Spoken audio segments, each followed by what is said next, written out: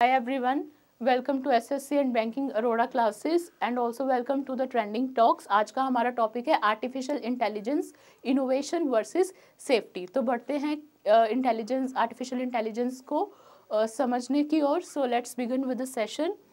सबसे पहले artificial intelligence है क्या? आर्टिफिशियल इंटेलिजेंस एक ऐसी टेक्नोलॉजी आ गई है, द एडवांस्ड टेक्नोलॉजी, जिसमें क्या प्रोवाइड करी जाती है, एक ह्यूमन स्टिमुलेशन प्रोवाइड करी जाती है मशीन्स में, रोबोट्स में, जो भी आप समझें सही। उनमें क्या है, ह्यूमन इंटेलिजेंस सिमुलेशन प्रोवाइड करी जाती है, जहाँ पर क्या है वो जो टास्क ह्यूमन कर सकते हैं वही क्या करेंगी, मशीन्स परफॉर्म करने की कोशिश करेंगी। तो let's have a look at the definition. Artificial intelligence is the epitome of information technology excellence in the world right now. Epitome मतलब टॉप पोजीशन पे है at the information technology excellence. उसके बाद AI refers to simulation of human intelligence in machine, refers to simulation of human intelligence in machines enabling them to perform tasks that typically require human intelligence। उस तरह के task perform करने जिसमें क्या requirement है, human intelligence की, by providing the simulation of human intelligence in them. अभी यही तो हमारा मेन कंसर्न है कि हम टास्क तो परफॉर्म करा रहे हैं, अपनी लाइफ तो ईजी कर रहे हैं, बट एक ये भी कंसर्न है कि कभी ये ना हो कि जो AI है दैट में आउट डू आर क्रिएटिविटी और इंटेलिजेंस। जो ह्यूमन की क्रिएटिविटी है, अभी तक तो जो सबसे इंटेलिजेंट, सबसे क्रिएटिव जो क्रिएचर माना जाता है वो ह्यूमन बीइंग को माना जाता है। बट कुछ आने वाले कुछ सालों में क्या ऐसा भी हो सकता है, ये क्वेश्चन अपने माइंड में रखना कि जो आर्टिफिशियल इंटेलिजेंस है that out do the intelligence of human beings, out do the intelligence of human beings.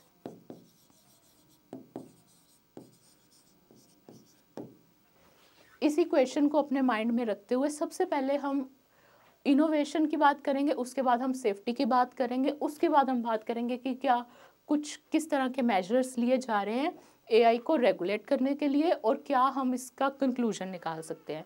So let's begin with the innovation prospects. Firstly innovation में सबसे पहले क्या है, AI at its core hold the promise of transformative innovation across various sectors। अलग अलग sectors में जो AI है that hold the promise of innovation. Innovation के लिए artificial intelligence is a very good source. तो ये हर सेक्टर में अप्लाई हो सकता है, कहाँ पर, चाहे हेल्थ केयर हो, from health care to finance and beyond. Countries and industries that actively foster AI development. जौन सी कंट्रीज़ और इंडस्ट्रीज़ दैट एक्टिवली फोस्टर या नर्चर जो डेवलप कर रही हैं AI को अच्छे से, the countries and industries that actively foster AI development position themselves at the forefront of global competitiveness. Global competitiveness में उस तरह की कंट्रीज़ या इंडस्ट्रीज़ जो AI को डेवलप कर रही हैं वो अपने आप को काफ़ी ग्लोबली कॉम्पिटिटिव मानती हैं। ठीक है, तो ये है हमारे कि AI की इनोवेशन किस किस सेक्टर में। सबसे पहले हम बात कर रहे हैं अब इकोनॉमी के बारे में। इकोनॉमी से कैसे रिलेटेड है आइए देखते हैं। By encouraging robust ecosystem of AI startups. जो AI स्टार्टअप्स हैं उनके इकोसिस्टम को डेवलप करना, नए नए रिसर्च इनिशिएटिव्स लेके आना। Research initiative Nations can stimulate economic growth. इससे क्या होगा, जो हमारी इकोनॉमिक ग्रोथ है उसको मतलब वो क्या होगी, इंक्रीज होगी, अच्छी होगी हमारी इकोनॉमिक ग्रोथ। इससे क्या है, it can create jobs and solidified nation status as leaders in the evolving digital landscape. अभी जो हमारा सब कुछ क्या हो रहा है, डिजिटल हो रहा है ना।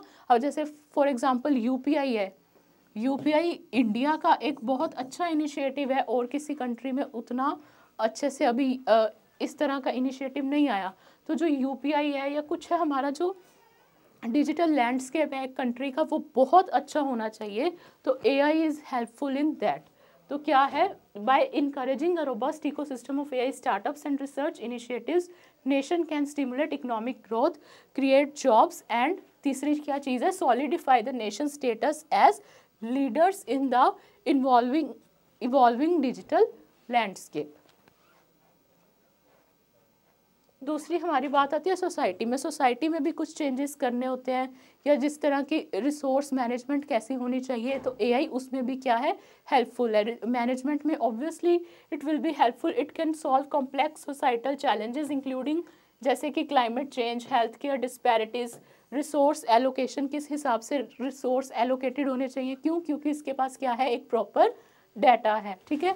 Innovation in AI can lead to more efficient resource management, क्या करेगा, more efficient resource management, personalised health care solution, आप अपना डाटा फीड करोगे कि आपको क्या क्या प्रॉब्लम है, उसके अकॉर्डिंग आपको उसका सॉल्यूशन मिल जाएगा परफेक्ट, ठीक है। And data driven strategies to tackle environmental issues, एक सोसाइटी में किस तरह, जितने भी तरह के इश्यूज हो सकते हैं आपके हेल्थ केयर के रिलेटेड, इन्वायरमेंट, रिसोर्स एलोकेशन, तो जब डाटा होगा तो रिसोर्स मैनेजमेंट क्या होगी, अच्छी होगी। तो इसमें भी क्या हेल्प कर रही है हमारी एआई। उसके बाद नेक्स्ट चीज आती है इनहेंसिंग ह्यूमन कंप्यूटर कोलैबोरेशन, तो ये कैसे इनहेंस करेगा, AI offers prospects of forging stronger collaboration between human and machines, तो इससे ह्यूमन और कंप्यूटर की कोलैबोरेशन से होगा क्या, अल्टीमेटली जो हमारी एफिशिएंसी है, प्रोडक्टिविटी है किसी भी काम को करने की, वो क्या होगी, मल्टीपल टाइम्स इंक्रीज होगी। तो क्या है, this collaboration approach can increase productivity and efficiency. It can also open new frontiers in research, creativity, problem solving and ultimately benefit the society as whole. कोई भी प्रॉब्लम को सॉल्व करना है जिसका आपको सॉल्यूशन नहीं मिल रहा, तो जो हमारी एआई है that can suggest the one, तो रिसर्च में आपको हेल्प करेगी, क्रिएटिविटी और ज़्यादा क्रिएटिव बनने में हेल्प करेगी। तो these are some of the advantages of AI, कैसे इनोवेशन लेके आ रही है ये हमें समझने की ज़रूरत है। उसके बाद एआई इन क्लिनिकल डायग्नोसिस, जो एआई है उसके पास आपकी प्रीवियस मान लो मेडिकल हिस्ट्री है ना, मेडिकल हिस्ट्री है, तो वो इजीली आपके जो चीज़ें हैं वो डायग्नोस कर सकती है, आपको एक प्रॉपर सोल्यूशन बता सकती है, जो आपके सिम्टम्स हैं उसको अच्छे से डिटेक्ट कर सकती है। तो दूसरी चीज़ क्या है, AI can help amount of data based on previous medical history. It can provide a comprehensive analysis of patient's health, मतलब पेशेंट की हेल्थ का एक कॉम्प्रीहेंसिव एनालिसिस निकाला जा सकता है। Early detection of symptoms as patterns in data are easily detectable, क्योंकि जो अर्ली पहले जो आपके सिम्टम्स हैं वो क्या एआई की मदद से हम क्या कर सकते हैं, इजीली डिटेक्ट कर सकते हैं। तो क्लिनिकली हेल्थ केयर में ये कितनी ज़्यादा इंपॉर्टेंट होगी, रिसोर्स मैनेजमेंट में, इकोनॉमी में, तो कितने सारे इसके इनोवेशंस हैं, है ना। नेक्स्ट चीज़ है applications in agriculture. Applications in agriculture के बारे में हम काफ़ी सारे पॉइंट्स डिस्कस करने जा रहे हैं, क्योंकि इंडिया क्या थी, एक एग्रीकल्चर कंट्री है, तो फिर इसके एग्रीकल्चर से रिलेटेड हमें अच्छे से पता होना चाहिए क्या क्या इनोवेशंस हैं। सबसे पहले है प्रिसीजन एग्रीकल्चर। प्रिसीजन एग्रीकल्चर में क्या है, AI technology such as machine learning and satellite imaging, जो सैटेलाइट इमेजरी है या जो भी एआई टेक्नोलॉजी है ये आपको बताएंगे कि सॉइल किस तरह की सॉइल है, क्या उसकी कंडीशन है, क्या वेदर है, एक एक चीज़ परफेक्टली बताएंगे कि आपको कहाँ पर क्या प्लांट, कहाँ पर वीडिंग है, कहाँ पर आपको आउटपुट ज़्यादा मिलेगी, ये सारी चीज़ें बताएंगी। तो that is known as precision agriculture. तो ये क्या क्या एनालाइज करेगा, सॉइल कंडीशन, वेदर डाटा, उसके बाद crop health to optimise irrigation. अगर आपको पता होगा कि क्रॉप हेल्थ क्या है, एक्चुअल में फसल को कितना पानी चाहिए, सपोज करो आपको नहीं पता किस फसल को कितना पानी चाहिए, तो आप क्या करोगे, उस पूरे एरिया में इक्वली पानी डिस्ट्रीब्यूट करोगे। बट अगर आपको पता है कि यहाँ पर ज़्यादा पानी की रिक्वायरमेंट है, इस लोकेशन पर कम पानी की रिक्वायरमेंट है, तो आप उस हिसाब से अपने रिसोर्सेज को मैनेज करोगे, इरिगेशन को मैनेज करोगे। तो क्या है, crop health to optimise irrigation, fertilisers उस हिसाब से सप्लाई करोगे, फर्टिलाइजेशन एंड पेस्ट कंट्रोल। तो जो ये है हमारे जो पेस्ट और डिजीज़ है उनको भी इजीली डिटेक्ट कर लेगा, ताकि हम टाइमली इंटरवीन करके अपनी जो क्रॉप है उसको क्या कर सके, बचा सके। तो नेक्स्ट पॉइंट भी यही है, I think it can help in crop yield prediction and monitoring, कि यहाँ पर कितनी क्रॉप यील्ड हो सकती है इस लैंड पर, इस उसमें भी हेल्पफुल रहेगा। दूसरा पॉइंट है AI powered image recognition can identify pest and disease in crops allowing for timely intervention. दूसरी चीज़, it can streamline supply chain operations. कई बारी ना जो हमारे क्रॉप्स के जो हैं कि पोस्ट हार्वेस्ट लॉसेस बहुत ज़्यादा होते हैं, मतलब फसल काटने के बाद भी काफ़ी सारे लॉसेस होते हैं क्योंकि हम उसको अच्छे से मैनेज नहीं कर सकते। तो जो सप्लाई चेन ऑपरेशंस है उसको ईजिली ये मैनेज करेगा और जो पोस्ट हार्वेस्ट लॉसेस है उसको कम करने की कोशिश करेगा।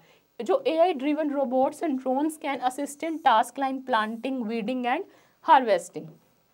तो प्लांटिंग, वीडिंग और हार्वेस्टिंग में भी जो AI ड्रिवन रोबोट्स हैं वो हेल्प कर सकते हैं, बट ये एक हिसाब से खतरा भी है हमारे लेबर क्लास के लिए कि उनकी जॉब्स जाएंगी। उसके बाद it can also analyse market trends analyse अच्छे से कर सकते हैं, ताकि जो हमारे फार्मर्स हैं उनको पता चले कि कब उनको अपनी प्रोड्यूस सेल करनी चाहिए, कब नहीं करनी चाहिए, कौन से रेट्स पर करनी चाहिए। तो it will be very useful to that also. It can also analyze market trends, help farmers making informed decision on when and where to sell their produce. उसके बाद ये तो थे हमारे इनोवेशंस। इसके बाद हमारे कुछ सेफ्टी कंसर्न्स कि क्या क्या सेफ्टी इश्यूज हो सकते हैं। तो क्या है, with innovation AI brings some concerns with it, तो which may be ethical concerns, privacy concern, bias and fairness concerns, intellectual property concerns, security concerns and job displacement. तो इनोवेशन तो बहुत हुई, हमने काफ़ी सारे सेक्टर्स में डिस्कस भी करी। कुछ सेक्टर्स होंगे जो मतलब मिसिंग भी होंगे इसमें, क्योंकि बहुत सारी इनोवेशन करी है AI ने। सपोज करो हमें भी अगर आपको पढ़ाना है तो we can also use AI for the content. तो ऐसी छोटी छोटी बातें डिस्कस नहीं करी हैं, बट अगर आपको किसी भी चीज़ के लिए आंसर राइटिंग करनी है या क्या नॉलेज क्या AI में बेसिक नॉलेज चाहिए, तो you will get a crux over here. तो क्या है, इनोवेशन के साथ साथ कुछ सेफ्टी कंसर्न्स भी हैं। वो किस तरह के हो सकते हैं, एथिकल हो सकते हैं, प्रिवेसी हो सकती है, बायस एंड फेयरनेस हो सकता है, intellectual property concerns, security concerns, job displacement. Job displacement का एक एग्जांपल आपको अभी बताया कि AI रोबोटिक्स में कैसे हो सकता है। अगर प्लांटिंग, वीडिंग, हार्वेस्टिंग अगर एग्रीकल्चर के सेक्टर में अगर रोबोट्स करने लग गए तो ह्यूमन लेबर को मतलब जॉब डिस्प्लेसमेंट वाला काम ही हो गया। तो चलो सबसे पहले हम सेफ्टी कंसर्न्स के बारे में पढ़ते हैं। सबसे पहला तो यही है, creation of deep fake content. आपने Rashmika, recent case of deep fake video of Rashmika Mandanna एक एग्जांपल है इस चीज़ का कि डीप फेक कंटेंट बनाया गया। Deep fake content, fake news and misinformation can be weaponise to deceive and manipulate people. इससे क्या हो सकता है, जो लोग हैं वो डिसीव हो सकते हैं और मतलब उनको मैनिपुलेट किया जा सकता है कि हाँ ये इस पर्सन की ही वीडियो है, ओरिजिनल ये थी, बट अब इस पे फेस किसका है, रश्मिका मंदाना जी का। तो ये एक काफ़ी बड़ा प्रिवेसी और एथिकल भी ये कंसर्न है। उसके बाद दूसरा कंसर्न अगर देखें, अब जैसे जनरेशन मॉडल्स जैसे कि AI चैटबॉट है या कुछ भी है ना, अगर हम गूगल पे भी टाइप करते हैं ना कि होम मेकर, सिर्फ एक वर्ड टाइप करो तो क्या उसमें ना सारी फीमेल्स की इमेजेस आ जाएंगी। आप देखो इधर है ना, टाइप करा homemaker, there is no man here. तो ये जो हमारे स्टीरियोटाइप्स ऑलरेडी चलते आ रहे हैं, ये उस जो जनरेटिव AI मॉडल्स हैं जैसे ChatGPT हो गया, कुछ भी हो गया, तो इनमें भी एक्चुअली तो सिमुलेशन ह्यूमन इंटेलिजेंस की हो रही है। तो इस वजह से क्या होगा कि जो inherit basis present in training data को हमें एक्चुअल में ट्रेन करना है वहाँ पर। तो क्या होगा, ह्यूमंस के जो स्टीरियोटाइप्स हैं वो क्या होंगे, आगे कैरी फॉरवर्ड होंगे। स्टीरियोटाइप्स, ह्यूमन के स्टीरियोटाइप्स कैरी फॉरवर्ड होंगे तो उनको उस तरह का बढ़ावा मिलेगा। अब जैसे हमारी NCERT की बुक्स आती है उसमें भी गवर्नमेंट ने ये किया है कि जो पहले मतलब फीमेल की एग्जांपल थी होम मेकर में, या जो फादर है वो बाहर के काम करने जा रहा है, तो उसकी भी इमेजेस को चेंज करा गया है, क्योंकि बचपन से ही साइकोलॉजिकली वो चीज़ें फिट हो जाती है। तो इसी स्टीरियोटाइप्स को हमें ब्रेक करना है एक्चुअल में।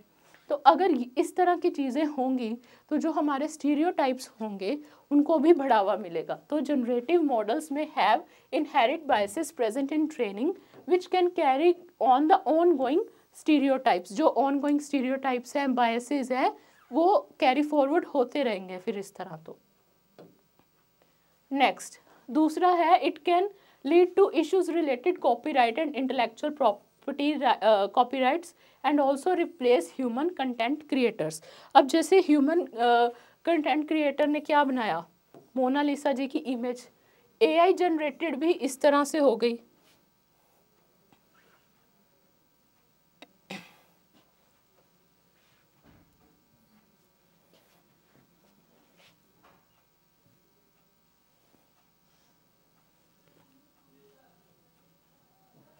ये क्या है, एक AI जनरेटेड इमेज है, तो बहुत मतलब बिल्कुल सेम कॉपी करी जा रही है, इनफैक्ट उसको पूरा बड़ा करके बना दिया है, शायद बेटर ही इमेज बना दिया है। तो इस तरह के जो ह्यूमन कंटेंट क्रिएटर्स हैं उनको काफ़ी नुकसान है इस चीज़ का। Let's move to the next thing. दूसरी क्या चीज़ है, काफ़ी सारे जो साइबर अटैक्स हो रहे हैं, फेक डॉक्यूमेंट्स बन रहे हैं, ये भी एक प्रॉब्लम है। The technology can be used for cyber attacks such as generating fake documents और with big databases comprising individual information it can lead to data breach and security concern। अभी recently क्या हुआ था, 81.5 करोड़ इंडियंस की जो personal details थी, जैसे कि आधार कार्ड की डिटेल्स थी, पासपोर्ट्स की डिटेल्स थी, वो क्या सेल करे जा रहे थे, कहाँ पर, ऑन द डार्क वेब। तो ये एक न्यूज़ आई थी। तो ये सिक्योरिटी कंसर्न्स हैं कि AI की वजह से कितने सारे इश्यूज हो सकते हैं। The recent news of 81.5 crore Indian citizens' personal data including Aadhaar number and passport details were being sold on the dark web। तो ये बहुत ही गलत चीज़ें हैं जो AI की मदद से हो रही हैं। तो ये सारे बहुत सारे सेफ्टी कंसर्न्स भी हैं। इन सब को एड्रेस करते हुए काफ़ी सारी मीटिंग्स और समिट्स भी हुए हैं, उसके बारे में भी हम डिस्कस करेंगे। इससे पहले जो एक और कंसर्न है, जो इलॉन मस्क ने भी एक समिट हुआ था उसमें कहा, Elon Musk invasion AI replacing all human labour both physical and cognitive. Cognitive means दिमाग वाली साइड पर, एंड फिजिकल लेबर भी, resulting into people seeking work for personal fulfilment rather than out of necessity. मतलब लोगों को सिर्फ एक reason रह जाएगा कोई भी काम करने का कि उनको पर्सनल फुलफिलमेंट मिल रही है, उसमें वो इंजॉय कर रहे हैं रादर देन नेसेसिटी। और आपने ये चीज़ तो सुनी ही होगी, necessity is the mother of invention.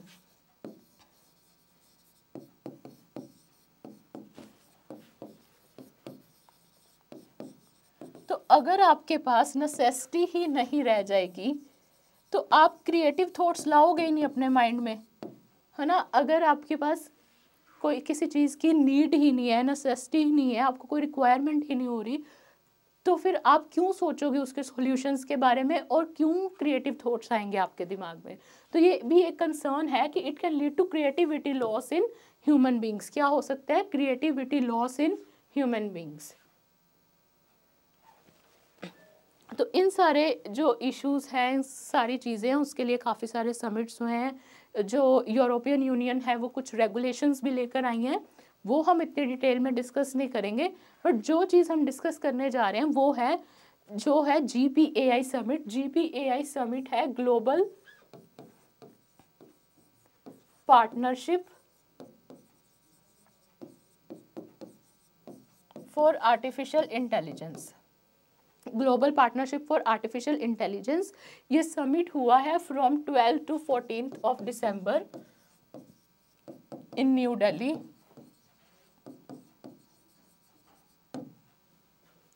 तो इसमें एक बैलेंस की बात करी गई है कि कैसे हमें इनोवेशन और सेफ्टी कंसर्न्स को साथ में लेकर चलना है। तो सबसे पहले हम पॉइंट वाइज डिस्कस करते हैं कि क्या कंक्लूजन्स थे, मेजर आउटकम थे इस समिट के। तो GPAI New Delhi declaration build the consensus among GPAI members. इसमें टोटल इंडिया को मिलाकर 29 मेंबर कंट्रीज ने पार्टिसिपेट करा। कितनी मेंबर कंट्रीज ने पार्टिसिपेट करा, 29 मेंबर कंट्रीज ने। On advancing safe secure trustworthy AI, commitment to supporting the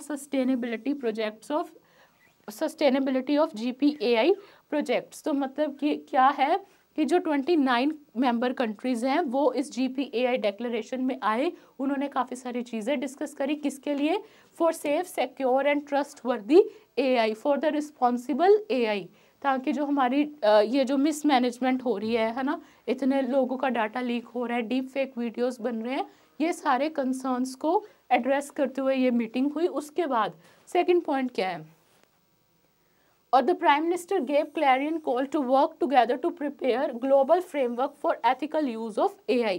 तो प्रेसिडेंट जो हमारे प्राइम मिनिस्टर हैं उन्होंने क्या कहा है कि एक ऐसा प्रोविज़न लाया जाए कि एथिकल प्रोविजंस रखे जाएं कि हमारी AI है वो किस तरह से रेगुलेट होगी, to bring the global framework for AI।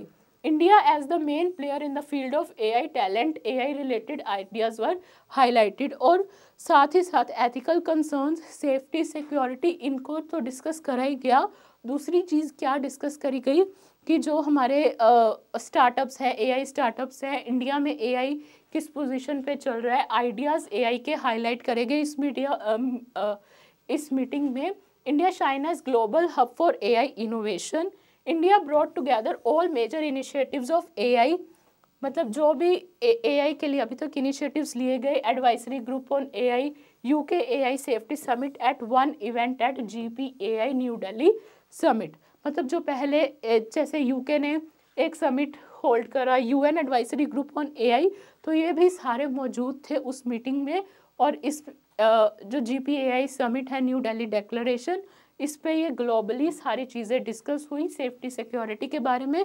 उसके बाद जो इंडिया के इनिशिएटिव्स हैं AI को लेके, AI research analytics knowledge dissemination platform Airawat and national programme for artificial intelligence and its role in shaping AI ecosystem in India was prominently emphasised. मतलब जो ये वाले जो हमारे प्लेटफॉर्म्स हैं, एक तो हो गया national programme on artificial intelligence and its role, और AI research analytics and knowledge dissemination platform, इनका क्या रोल रह रहा है इंडिया में AI को रेगुलेट करने का, इस पे डिस्कशन हुई। Platform was provided to the research community to showcase their core and applied research. मतलब जो भी AI के रिलेटेड रिसर्च है और अप्लाइड रिसर्च है, उसको डिस्कस करने के लिए एक प्लेटफॉर्म प्रोवाइड करा गया। काफ़ी सारी 150 प्लस मीटिंग्स हुई थी इस इवेंट में, और 50 से ज़्यादा डेलीगेट्स आए थे। Opportunity was provided to startup community to showcase their AI products and services in the expo. तो AI प्रोडक्ट्स और services they were about to showcase. किसको अपॉर्चुनिटी मिली? AI स्टार्टअप्स को। AI pitch fest provided an opportunity to upcoming startups to pitch for their innovation and value added products and services. इन दोनों points का ultimately यही मतलब है कि जो AI स्टार्टअप्स हैं उनको वहाँ पर पिच करने का मौका मिला, अपने प्रोडक्ट्स को शोकेस करने का मौका मिला। So the summit brought to for the multi stakeholder approach on taking AI among the masses, especially the students, and highlighted the latest advancement on AI from technology, policy, framework, industrial, ethical, business and academic perspective. Ultimately जो भी हमारे ethical concern है, business concerns है, हमारे जो youth के लिए responsible AI लेके आना। अभी एक और इनिशिएटिव यहाँ पर हुआ था UVAI करके, जिसकी फुल फॉर्म क्या है? यूथ फॉर उन्नति एंड विकास विद AI। तो यूथ को एड्रेस करा, जो भी टेक्नोलॉजिकल एडवांसमेंट्स हो रही हैं यहाँ पर उसके बारे में डिस्कस करा। तो government is doing much for artificial intelligence. तो थीम क्या थी इस आर्टिफिशियल इंटेलिजेंस की? Responsible AI, data governance, future work and innovation and commercialisation. तो इकोनॉमी को कैसे अफेक्ट करेगा, कैसे हम अपने स्टार्टअप्स को आगे लेके जाएं, इनोवेशन के साथ साथ सेफ्टी को मेंटेन करना, एक बैलेंस क्रिएट करना, यही है हमारे आर्टिफिशियल इनोवेशन वर्सेस सेफ्टी के क्लास का मेन क्रक्स। तो लेट्स कंक्लूड द सेशन। क्या है? Striking a balance between leveraging AI capabilities and preserving the value of human labour. जो हमारी ह्यूमन लेबर है उसकी भी एक वैल्यू को प्रिजर्व करना, प्लस जो हमारी आर्टिफिशियल इंटेलिजेंस की इनोवेशन है, इन दोनों के साथ में लेकर चलना ताकि हमारी प्रोडक्टिविटी, एफिशिएंसी और क्रिएटिविटी बढ़ती रहे। प्लस जो हमारी आर्टिफिशियल इंटेलिजेंस है वो ह्यूमंस के कंट्रोल में ही रहे, ना कि that it should outdo the human intelligence, outdo ना कर पाए। तो यही सारे बैलेंस हमने मेंटेन करके रखने हैं। For shaping a future optimises technology while ensuring social welfare and meaningful human contribution. Investing in continuous learning and adaptable skill sets can empower individuals to thrive in tandem with AI advancement, fostering a balanced future where human expertise and technological innovation complement each other। जहाँ पर क्या है, ऐसे ही हमें AI के साथ भी एक मतलब ऐसा वर्ल्ड क्रिएट करना चाहते हैं कि जो ह्यूमन हैं और जो हमारी एआई है वो साथ साथ चल सके, और साथ ही साथ हम आर्टिफिशियल इंटेलिजेंस का यूज़ अपने लिए अच्छे से करें, अपनी प्रोडक्टिविटी, एफिशिएंसी और क्रिएटिविटी को इंक्रीज़ करने के लिए करें। Thank you so much for attending the session artificial intelligence innovation versus safety. I hope आप सबको ये सेशन अच्छा लगा होगा। Thank you so much.